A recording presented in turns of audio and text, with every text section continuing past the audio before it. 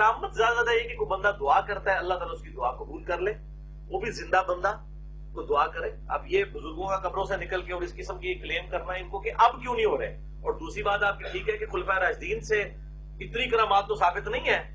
ان بیچاروں کی تو آپ دیکھیں حضرت امیر حمزہ سید الشہداء ہیں، ان کا مسئلہ ہوا ہے لاش کا. غزوہ احد میں ان کے کان کاٹے گئے، ناک سب کچھ کاٹا گیا، کلیجہ تک چبایا گیا. ان کے بزرگ تو ایک نگاہ مار کے سب کچھ کر دیتے ہیں قبر کے اندر بیٹھے ہوئے. تو امیر حمزہ تو کچھ نہیں کر سکے. السلام علیکم ورحمۃ اللہ وبرکاتہ. معزز سامعین، ابھی آپ نے سنا جہاں انجینئر مرزا علی کا یہ کہنا کہ سیدنا امیر حمزہ رضی اللہ تعالی عنہ کی شہادت کے بعد جب ان کے کان کاٹے گئے، کلیجہ چبایا گیا، وہ اپنے کو تو نہیں بچا سکے. یہ کہہ کے یہ تاثر دینا کہ ہماری کیا مدد کر پائیں گے جب وہ اپنی ہی مدد نہیں کر پائے.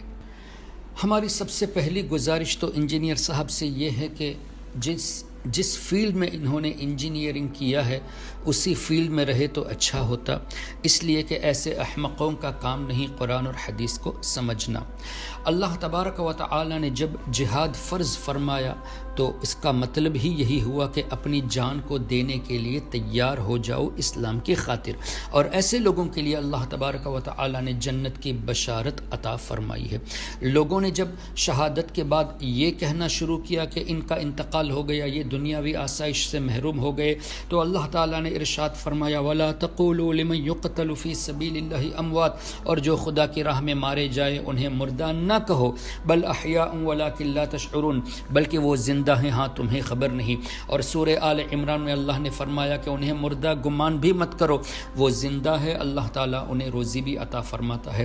اب یہ کہنا کہ سیدنا امیر حمزہ رضی اللہ تعالیٰ عنہ اپنے کو نہیں بچا سکے، تو جاننا یہ چاہیے کہ اللہ تبارک و تعالیٰ کی رضا کی خاطر حضرت امیر حمزہ رضی اللہ تعالیٰ عنہ نے اپنی جان اور اپنا بدن قربان کر دیا تھا. اور اللہ تبارک و تعالیٰ نے اس کے بدلے میں ایسی ایسی بشارتیں انہیں عطا فرمائی کہ نبی کریم صلی اللہ تعالیٰ علیہ وسلم نے حضرت امیر حمزہ رضی اللہ تعالیٰ عنہ کے شہادت کے بعد یہ فرمایا یا کاشف القربات، اے بلاؤں کو دور کرنے والے. تو نبی کریم صلی اللہ تعالیٰ علیہ وسلم نے حضرت امیر حمزہ کو ان کے وصال کے بعد بلاؤں کو دور کرنے والا فرمایا، جیسا کہ مواہب اللدنیہ شریف اور دوسری کتابوں میں آپ کو یہ روایتیں مل جائے گی. پھر نبی کریم صلی اللہ تعالیٰ علیہ وسلم کا اس طرح فرمانا کہ دنیا کافر کے لیے جنت ہے اور مسلمانوں کے لیے قید خانہ ہے.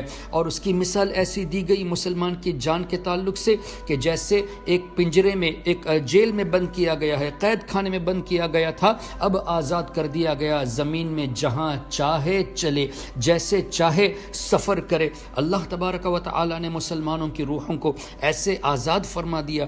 پھر رہی بات کہ نبی کریم صلی اللہ تعالی علیہ وسلم کے چچا حضرت امیر حمزہ رضی اللہ تعالی عنہ کے کان کاٹے گئے، ناک کاٹا گیا اور ان کے کلیجے کو چبایا گیا. تو آپ کو یہ بھی جاننا چاہیے کہ ہندا جس نے حضرت امیر حمزہ رضی اللہ تعالی عنہ کے کلیجے کو چبایا، ان کو ایمان کی دولت نصیب ہوئی. اور مفسرین فرماتے ہیں یہ حضرت امیر حمزہ رضی اللہ تعالیٰ عنہ کے کلیجے کی برکت سے اللہ تبارک و تعالیٰ نے انہیں ایمان نصیب فرمایا.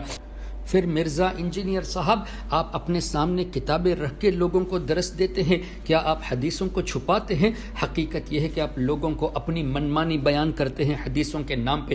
کیا امام حاکم کی المستدرک میں یہ حدیث آپ نے نہیں دیکھی؟ امام بیہقی نے بھی اس حدیث پاک کو دلائل النبوہ میں، امام حیثمی نے مجمع الزوائد میں، امام سیوطی نے الدر المنثور میں، اور حافظ ابن کثیر نے البدایہ والنہایہ میں بھی نقل فرمایا کہ نبی کریم صلی اللہ تعالی علیہ وسلم نے ارشاد فرمایا میں گواہی دیتا ہوں کہ یہ شہداء اللہ کے نزدیک زندہ ہے، تو تمہیں چاہیے کہ ان کی زیارت کرو. اور اللہ کی قسم جس کی قبضہ قدرت میں میری جان ہے، یہ شہداء قیامت تک ان کے سلام کرنے والوں کو جواب دیں گے.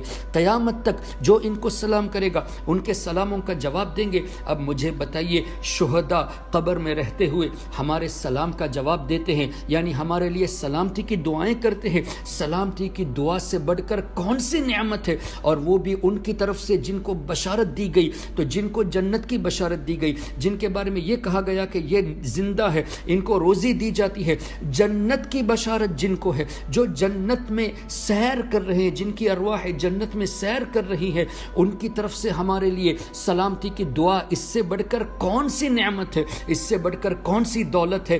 آپ کا یہ سمجھنا کہ جب تک جسم کے اندر روح ہے تب تک ہی آدمی مدد کر سکتا ہے، روح جب بدن سے نکل جاتی ہے تب مدد نہیں کر سکتا، یہ آپ کی جہالت کا اظہار کرتی ہے، اس لیے کہ بدن تب ہی بولتا ہے جب روح رہتی ہے، بدن سے تب ہی کام ہوتے ہیں جب روح رہتی ہے، اور ان موت کا مطلب ہی یہی ہے کہ روح کا جسم سے الگ ہونا۔ کیا پتہ چلا اصل چیز روح ہے، روح کی وجہ سے سب کچھ ہوتا ہے، اور ان کی روحیں ایسی آزاد ہو چکی کہ حدیث پاک میں ان کی روحوں کے بارے میں فرمایا گیا کہ یہ جنت کی سیر کرتی ہے، اور مسلمانوں کی روحوں کے بارے میں فرمایا گیا کہ جب دنیا سے رخصت ہوتی ہے تو آزاد رہتی ہے، جہاں چاہے جائے۔ اللہ اکبر، الحمدللہ ہم مسلمان ہیں، ہمارے اکابرین سب مسلمانوں کے سردار ہیں، تو حدیث کی روشنی میں وہ زندہ ہیں، اور اللہ تبارک و تعالی نے ان کے مقامات کو بلند فرمایا، اور اللہ کے حبیب صلی اللہ علیہ وسلم کے مبارک فرمان کے مطابق وہ ہمارے لیے سلامتی کی دعائیں کرتے ہیں۔